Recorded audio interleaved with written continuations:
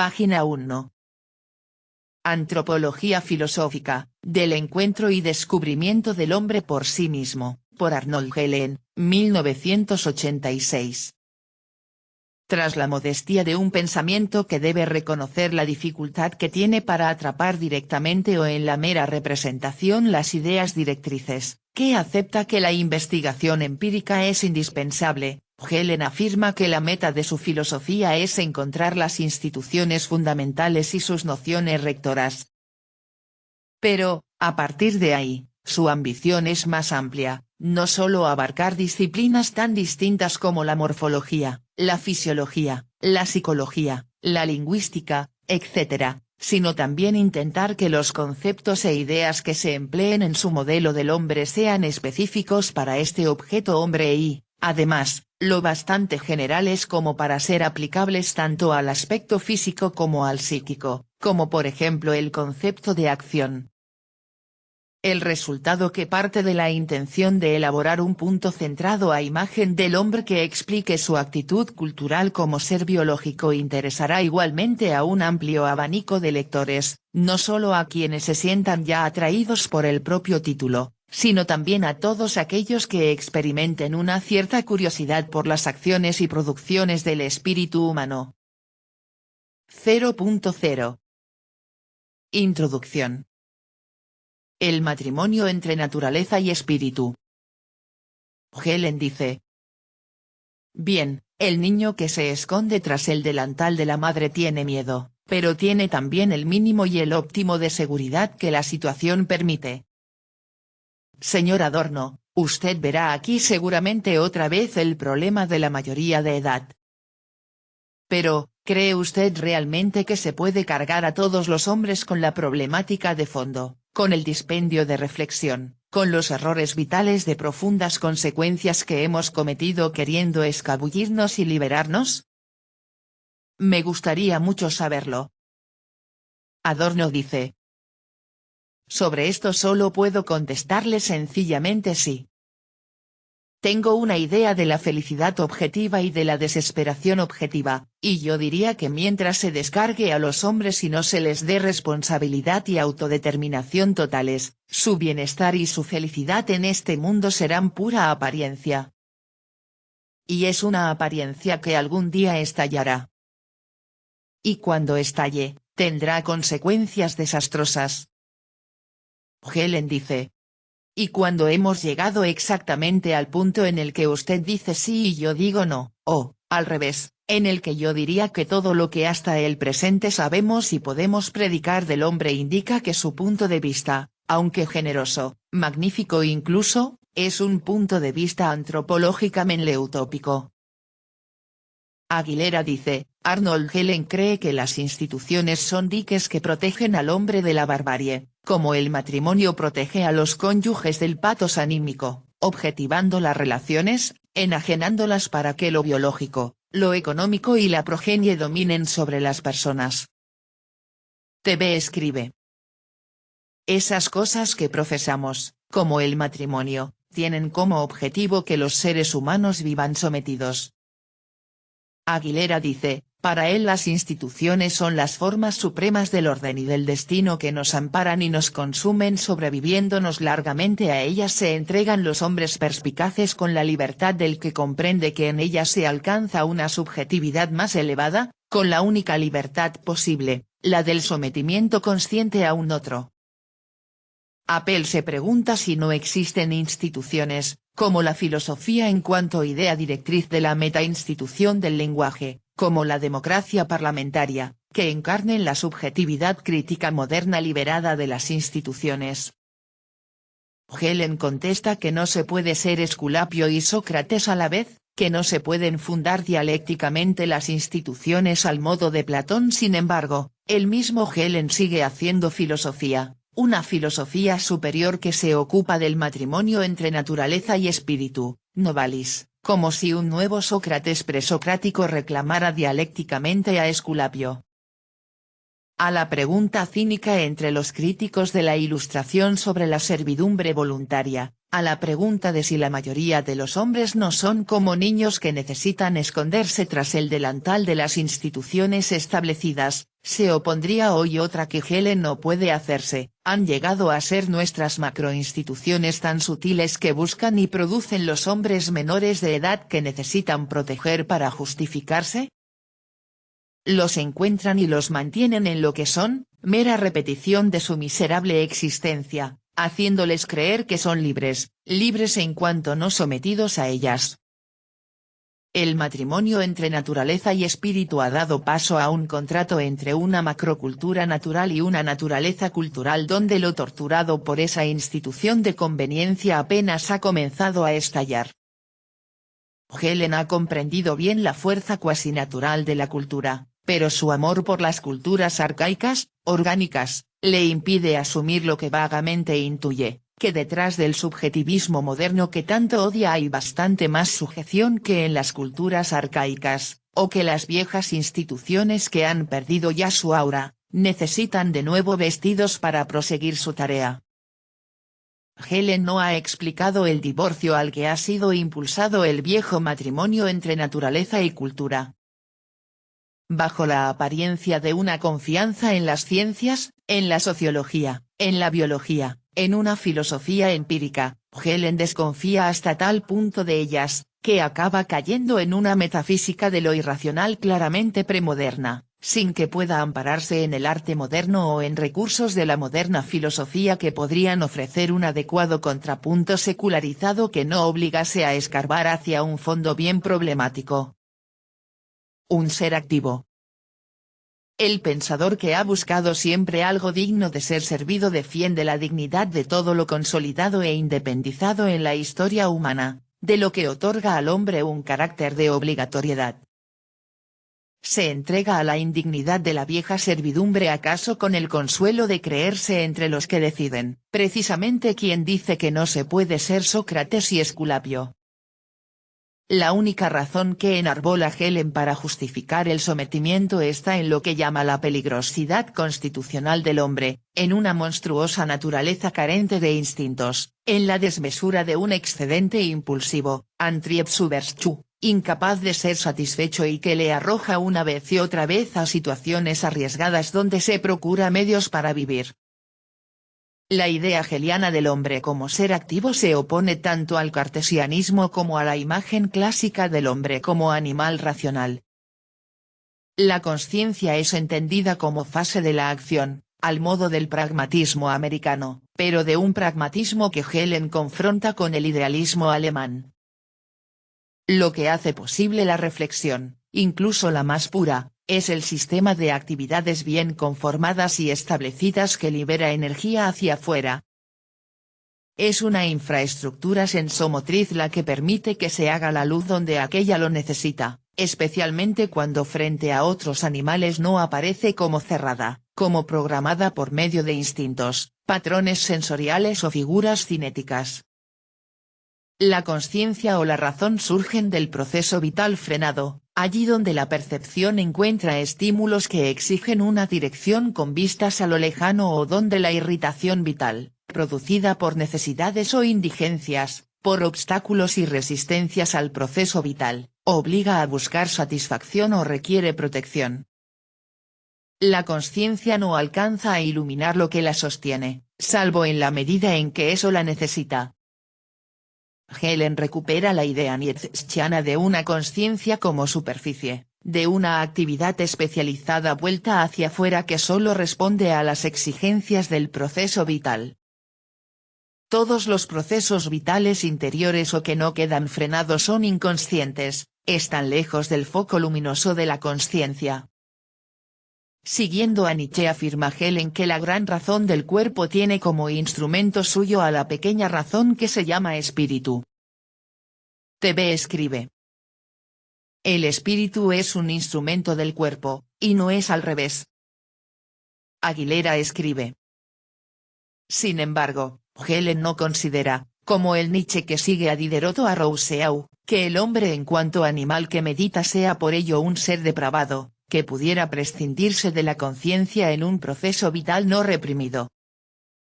La consciencia está al servicio de la perfección del proceso orgánico, incluso en sus formas más elaboradas, por ello es ineliminable. Helen admite que determinados desarrollos de la cultura humana se han desconectado de su raíz, de la efectividad de la vida que puja por ser más vida. El aristocratismo de Helen frente al de Nietzsche y otros conservadores se da la mano en la metafísica de una voluntad a más vida, pero se separa con respecto a la valoración de las ciencias o de las artes, de las técnicas. Donde el esteticismo de Nietzsche trata de elevarse por encima de las ciencias, en un gesto culturalista impotente de apelación biologista a la potencia, Helen busca la seguridad de una existencia que, riéndose de todo conocimiento, usa como medio artes y ciencias.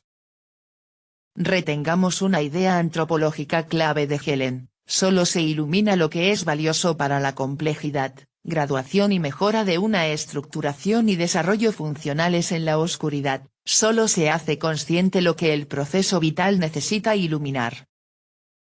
Lenguaje, imaginación, recuerdo, son instrumentos de algo que no puede iluminarse, de un acontecer orgánico cuya finalidad y legalidad se escapa a cualquier conocimiento y que solo podemos barruntar.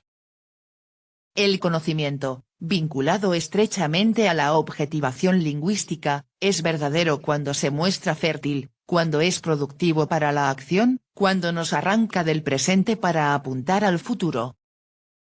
La mera descripción de los hechos o la simple coherencia de lo dicho es estéril en cuanto se limita a reproducir lo que ya conocemos. TV escribe: vivir repitiendo lo mismo, con las mismas rutinas, degenera en aburrimiento brutal. ¿Qué gratificación puede ocurrir sin nuevas acciones, nuevas formas, nuevos intentos, nuevas rutas, todo nuevo? Nos plagiamos una y otra vez, ponemos el mismo sonsonete o tonada a cada canción que se nos ocurre. El embotamiento es procurado, para revolcarse en la autodemolición. Aguilera escribe: la falsedad de muchas de esas verdades es opuesta por Helen a la verdad de lo irracional, Wahrheit des Irrationalen, que es la certeza experiencia irracional. Este concepto ocupa un lugar privilegiado en la filosofía de Helen, como punto de fuga donde confluyen sus investigaciones antropológicas y sociológicas, también como punto ciego al que remite su amorosa entrega al arcaico etos de unas instituciones impermeables a la crítica. Verdad de lo irracional. Para Helen, mientras los racionalistas pasan por alto la mirada al mundo real, los empiristas encadenan el pensamiento a los hechos sin admitir que pueda referirse a sí mismo. El pragmatismo ha superado esos extremos, aunque el de Dewey cree que podrían planificarse y reconstruirse las instituciones sociales de un modo experimental.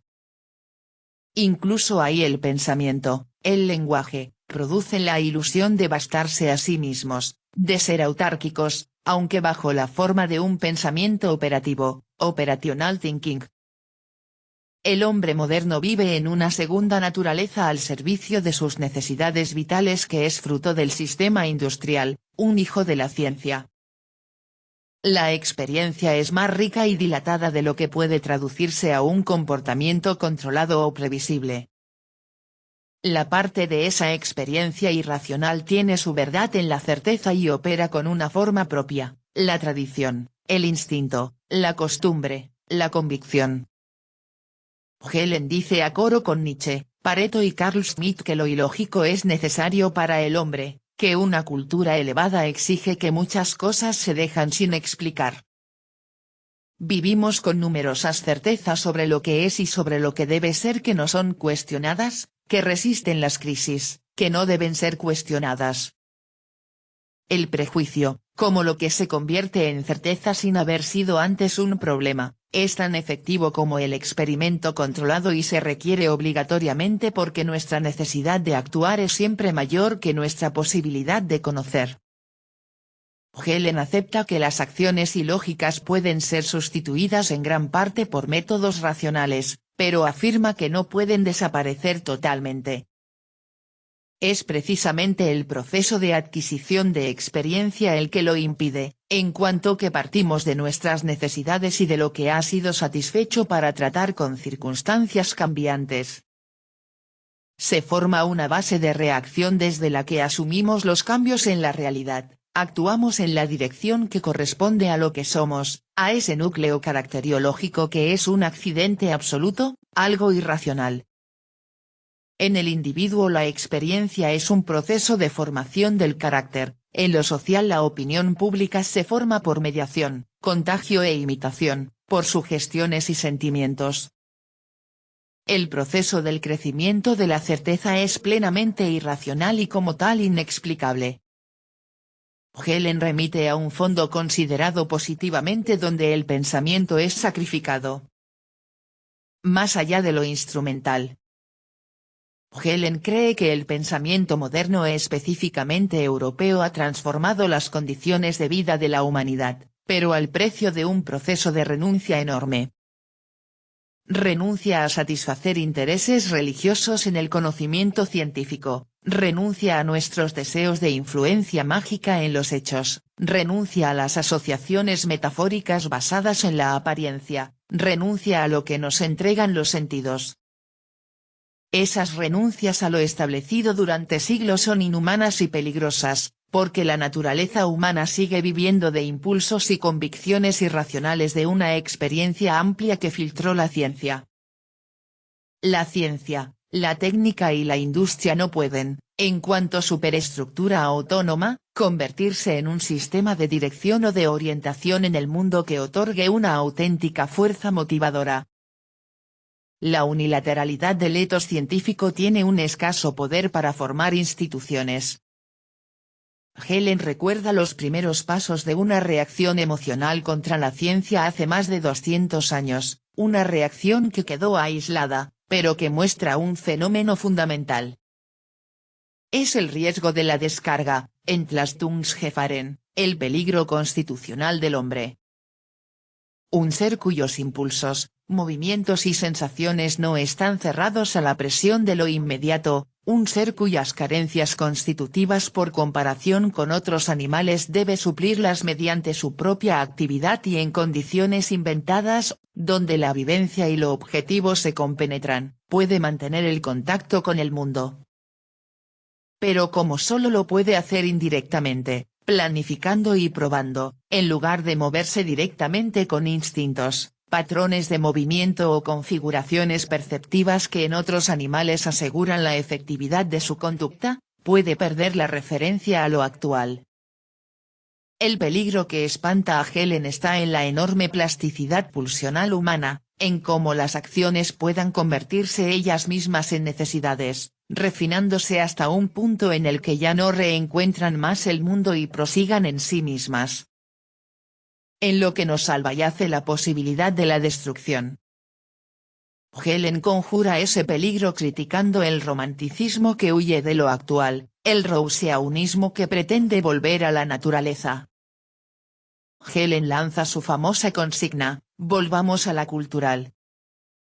Zurück zur Kultur, en un sentido preciso, abandonemos el caos de una cultura demasiado diferenciada y enriquecida donde predomina un arte neurótico, una religión sentimental, una legislación flexible, una frivolidad generalizada. Regresemos a la disciplina, a la protección de unos moldes institucionales rígidos que ponen freno a las debilidades de la naturaleza humana. En realidad ese grito exige regresar a la naturaleza de la cultura, y así es tan rouseauniano como el que rechaza. Un hombre como ser cultural por naturaleza, retratado en la antropología filosófica de Helen, da paso a una cultura cuasi natural que sostiene a ese ser, como defiende en su filosofía de las instituciones. Esta es la contradicción decisiva del pensamiento de Helen, lo que le otorga toda su dinámica y su rigor, lo que solo resuelve al precio de introducir subrepticiamente una hipóstasis de determinadas formas de vida social, las propias de las sociedades orgánicas. Esa naturalización de ciertas instituciones, de la cultura humana, no es ajena a la culturización de pulsiones, percepciones y movimientos, de la naturaleza humana. el ser cultural por naturaleza es también un ser natural por la cultura. El lugar donde Helen se enfrenta con Adorno, rechazando una dinámica institucional que otorgue responsabilidad a los hombres y defendiendo unas instituciones básicas ante la plasticidad pulsional, es complementario del enfrentamiento con Freud al rechazar la idea de pulsiones básicas, para defender instituciones fundamentales. En ningún momento Helen se pregunta si el peligro constitucional no pudiera depender del institucional. Donde yace el peligro habita también la posibilidad de salvación. Helen no deja de pasar rozando ese espacio, el correctivo para esos peligros el constitucional y el institucional está solo en el contacto social abierto que la constitución social tiene que proporcionar e incluso forzar la amplia llanura de los hechos patentes y ordenados de una comunidad es donde confluyen todas las acciones y tienen que encontrar el mundo. Helen lo cierra y misericordia cuando entiende ese contacto social no como discusión entre iguales y protección de los que sufren, al modo de Adorno, sino como subordinación y conducción, como aristocratismo, al modo de Nietzsche y del conservadurismo moderno, de Hunger y Smith. Helen no supo descubrir las ventajas para la subordinación y la conducción de formas democráticas que ocultan los privilegios individuales bajo la máscara de la igualdad formal. Donde él veía un caos que debía ser reconducido a las viejas disciplinas, hoy otros encuentran un orden complejo que disciplina mejor las pulsiones humanas y que resuelve con eficacia los viejos conflictos que hundieron las sociedades que amaba Helen. Es la sombra de una vieja metafísica, además de algo irracional individual, lo que impide a Helen ver lo que Luhmann entiende perfectamente. Pero no es imposible que el curso de la historia acabe por recuperar el viejo sometimiento, que probó en nuestro siglo el nacionalsocialismo con el que coquetearon Helen y otros pensadores del ser, para tratar de controlar los estallidos sociales de un mundo donde crece el hambre y la insolidaridad, y a los que pronto no podrá hacer frente una dominación maquillada de funcionalismo sistémico. Institucionalismo. Helen es consciente del salto teórico que se produce entre un discurso que trabaja con una abstracción, la de un ser activo individual, incapaz de abordar adecuadamente hechos sociales comunitarios, y otro discurso que aborda fenómenos colectivos del mundo histórico-social. Es el salto entre antropología filosófica y filosofía social. Helen se hace una importante autocrítica al negar que se pueda establecer una relación directa entre instituciones y constitución biológica, que se pueda apelar a una fantasía creadora de dioses que lleva al hombre por encima de los peligros, de su inestabilidad e impotencia. El biologismo, por amplio que se entienda, pone entre paréntesis el mundo social, como han hecho Schelling, Beth, Scheler, Bergson. Frente a ello Helen quiere partir de los fenómenos colectivos estudiados por las ciencias sociales, tomando como modelo a Max Weber y apoyándose en el concepto de institución de M. Auriou. Arranca de la sociología, pero va más allá, en la dirección de lo teleológico. Helen quiere repetir el camino de Hegel sin convicciones cristianas, trata de partir de las figuras socio-históricas y destilar convicciones definitivas. Ya no le basta con intentar penetrar en el concepto de hombre y en su constitución biológica en sentido amplio. El antropologismo deja paso a un institucionalismo radical. Para Helen uno de los resultados de la Ilustración ha sido que el lenguaje, el derecho, la religión, la moral, el arte, aparezcan como hechos sociales que surgen históricamente de la actuación en común de los hombres. Desde Montesquieu se fue haciendo patente la multiplicidad de configuraciones religiosas, jurídicas y sociológicas como representaciones que pueden investigarse. La conciencia preilustrada, que vive de la palabra de Dios y considera otras creencias como meras supersticiones o locuras, da paso a una conciencia histórica que relativiza sus propias creencias. Llevada a su extremo, esa conciencia histórica historiza sus propias convicciones, desvinculándolas de la experiencia natural y social, y convirtiéndolas en meras ideas o representaciones entre otras posibles. Las instituciones más heterogéneas, incluso las de pueblos exóticos, se vuelven verdades posibles. Surge el problema del relativismo: si nada es verdad, ¿no está todo permitido? Tras Hegel, Dilthey ha intentado superar el relativismo percibiendo el punto de partida de cada cosmovisión como si la mera comprensión otorgara fuerza y seguridad. Para Helen, Dilthey no ha comprendido la diferencia entre voluntad imaginada y voluntad real. La enorme capacidad del hombre moderno para comprender las cosmovisiones de otros pueblos o del pasado ha permitido el análisis científico y objetivo de diversos sistemas culturales, pero al mismo tiempo, en cuanto se alcanza esa soberanía de espíritu que convierte la propia alma en sujeto de ficción, genera una enorme debilidad para la motivación. Helen rechaza la superación del relativismo que se representa las instituciones como surgidas de un obrar finalístico racional, al modo de Malinowski, convirtiendo la cultura en un gigantesco instrumento que resuelve los problemas concretos que salen al encuentro en el medio ambiente cuando se tratan de satisfacer las indigencias. Malinowski necesita suponer un esquema de instintos que son satisfechos por un proceder consciente de sus fines, necesita presuponer lo que precisamente trata de explicar.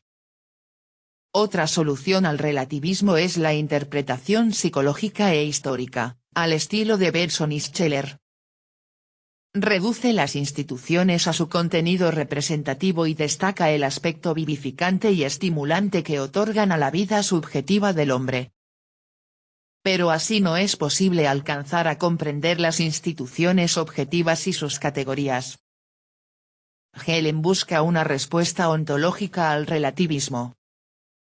El anti-ilustrado se enfrenta a la ilustración y a lo que llama subjetivismo, pero necesita una noche de indiferencia que no le permite distinguir diferentes caminos en la ilustración. Protofantasía. Helen encuentra dos tipos fundamentales e irreducibles entre sí de consciencia.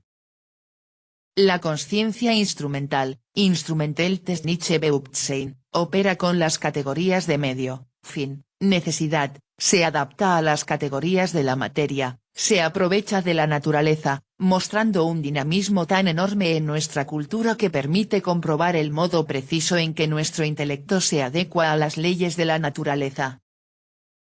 Su opuesto no es la consciencia histórico-psicológica, Historisch-psychologische Bewusstsein, esta es para Helen un apéndice de aquella, una extensión de la consciencia instrumental aplicada a la comprensión histórica, también un mecanismo de compensación producido por el desenfreno sin límites del comportamiento instrumental, una mutación consecuente de la vida interior causada por la ruina de las instituciones y la desintegración social. Como apéndice de la técnica no puede sino comprender instrumentalmente las instituciones objetivas y sus categorías. El desarrollo de lo instrumental corre paralelo al impulso a poseer o consumir, pero no agota el dominio del espíritu humano. Maliciosamente Helen menciona el caso de la cultura Zuni de Nuevo México, fosilizada a causa del desarrollo obsesivo de los rituales, de una superespecialización que se convirtió en peligrosa al perder el contacto con el mundo humano. La lucha a comienzos de siglo entre ciencias de la naturaleza y del espíritu carece para Helen de importancia filosófica. Es más decisiva la repugnancia real, rea/repugnance, entre la instancia instrumental del espíritu, con su apéndice comprensivo, y la consciencia ideativa, Ideative Bewusstsein, antes denominada metafísica.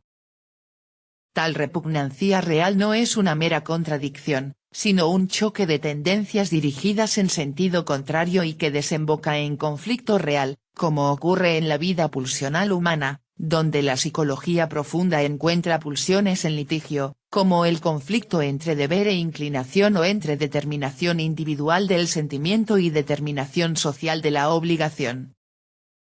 En el espíritu humano hay dos instancias distintas. La consciencia actúa de modo concreto cuando funda instituciones centradas en una idea directriz. Helen toma el totemismo como ejemplo privilegiado para mostrar ese modo de actuar. El totemismo ha puesto en marcha cosas tan decisivas como la negación de la antropofagia, la exogamia, la aparición de mitos, el descubrimiento de la agricultura y la domesticación de animales. Helen postula un modo de obrar que tiene la cualidad de hacerse exclusivo frenando otras posibilidades. La antropofagia debió ser lo más práctico en situaciones críticas, como el comerse todas las plantas y semillas sin reservar algunas para el año siguiente. Solo pudo superarse esa inmediata utilidad mediante un comportamiento indirecto, con un tabú que solo secundariamente se mostró, más allá de lo psicológico o lo instrumental, efectivo y desarrollable instrumentalmente, mucho más efectivo que el comportamiento anterior. Aparece la categoría clave de Helen, la que desde su filosofía de las instituciones permite recuperar la estabilidad natural de los instintos, la categoría de convivencia objetiva secundaria, secundire objective Zuegmilligkeit, característica del obrar ideativo frente a la mera adecuación primaria o subjetiva del obrar instrumental o psicológico. El comportamiento ideativo se caracteriza por la corporeización, la autoconciencia indirecta, la obligación venida desde fuera, el ascetismo, la creencia en otro yo creador. Tales categorías tienen que coincidir con categorías que conectan lo orgánico y lo humano, al modo en que las categorías instrumentales coinciden con lo inorgánico. El acierto de la consciencia ideativa se siente como bendición o consagración, se percibe en la duración de las instituciones elementales, fundamentale institutionen, cuya tarea está en mantener su idea directriz contra las pulsiones. La consciencia instrumental es incapaz de fundar instituciones estables, porque para alcanzar una utilidad secundaria tienen que ir contra la utilidad inmediata. Las instituciones retienen las conformidades objetivas secundarias después de haber sido liberadas por el comportamiento ideativo. Tras la modestia de un pensamiento que debe reconocer la dificultad que tiene para atrapar directamente o en la mera representación las ideas directrices, que acepta que la investigación empírica es indispensable, Helen afirma que la meta de su filosofía es encontrar las instituciones fundamentales y sus ideas directrices. Porque en ellas, como producto de un comportamiento humano complejísimo, aparece aquella profundidad donde se encuentran naturaleza y espíritu. Esa profundidad remite a lo que está más allá de los límites de lo pensable, a la protofantasía, urfantasie, y potencia de la vida a más vida, obligación indeterminada que se bosqueja sin éxito en símbolos como los del superhombre nietzscheano o con la voluntad de poder, meras metáforas abstractas. Allí donde despuntan las fuerzas de la vida aparece una tendencia hacia la elevación, una intensidad de corriente. Esa es una de las fuentes del arte para Helen, la fuente que le permite mostrar plásticamente el bosquejo de la idealidad vital del proceso de perfección al que impulsa la protofantasía, y lo que hace posible una traslación hasta esa profundidad, también una de las fuentes de la religión. Pero ese arte al que remite Helen nada tiene que ver con el moderno, que ya no permite ninguna traslación a ese fondo. La relación entre arte clásico y protofantasía muestra lo que oculta Helen, la relación con una vieja protofantasía, la que permitía una sociedad jerarquizada con instituciones fuertes y autoritarias. El menosprecio de Helen hacia el arte moderno de este siglo prueba indirectamente su menosprecio a lo que éste abre con su transformación, a la idealidad que habita en la apariencia. Su desprecio de la traslación a la enorme profundidad de la superficie muestra su no apertura al mundo moderno, apertura que desarrolla su antropología y que niega su filosofía de las instituciones. Nuevas ideas directrices. El patrimonio entre naturaleza y espíritu, convertido ya en un contrato forzoso entre una naturaleza aparentemente esquilmada, llena de cicatrices, y una cultura naturalizada, de complejidad selvática, debería abrirse a las novedades históricas si no quiere que, tras la aparente protección de la progenie, de lo económico y lo biológico, acaben por destruirse. La naturaleza pura tiene poco de idílico, por mucho que despierten ternura las heridas del proceso de dominación y sus excrementos, solo una tecnología amistosa con lo natural podría conseguir que brote en la naturaleza una faz amiga. La sociedad moderna esconde, tras la apariencia caótica para el pensador clásico, tanto un orden férreo como ninguno anterior, que alcanza a los rincones del deseo y de las pulsiones, donde lo subjetivo se ha convertido en estereotipo objetivo, como potenciales de innovación que han tenido que renunciar a las formas clásicas y que aparecen con un aspecto en